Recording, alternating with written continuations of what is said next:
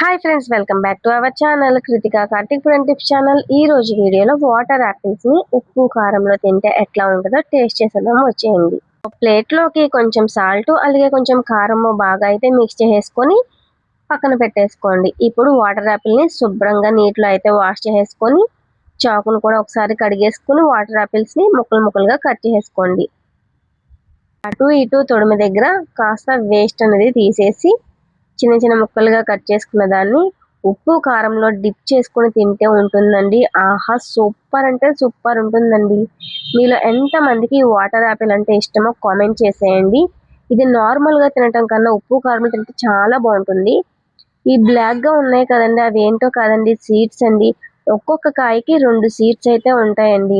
ఈ సీడ్స్ వేస్తే మొక్కలు వస్తాయో లేదో నాకైతే తెలియదండి. మీరు ఒకవేళ వేస్తే ఎవరికైనా మొక్కలు వస్తే కామెంట్ చేసేయండి. ఈ సమ్మర్లో ఈ వాటర్ యాపిల్ని తింటే మనకి దాహం అనేది అస్సలు వేయదండి. మనం వాటర్ మర్చిపోయినా సరే ఈ ఫ్రూట్స్ని ఒక 4-5 తీసుకెళ్తే మనకి దాహం వేసినప్పుడు తింటే మనకి దాహం అనేది తీరుతుంది. దీనిలో వాటర్ కంటెంట్ చాలా ఎక్కువ అయితే ఉందండి. సో మనకి వాటర్ మెలన్ ఎలాగో ఈ వాటర్ యాపిల్ కూడా అట్లాగే ఉంటుంది. టేస్ట్ అయితే కొంచెం పుల్లగా, కొంచెం సప్పగా, కొంచెం తీయగా అయితే ఉంటుందండి. ఒక్కొక్క కాయ ఒక్కొక్క టేస్ట్ అయితే ఉంటుంది. వీటిలో ఉన్న కలర్స్ కూడా ఉంటాయండి. గ్రీన్ కలర్ అయితే ఉంటుంది. నాకు గ్రీన్ రెడ్ తెలుసు. మీలో ఎంతమందికి వేరే కలర్ తెలుస్తా కామెంట్ చేసేయండి. Thank you for watching.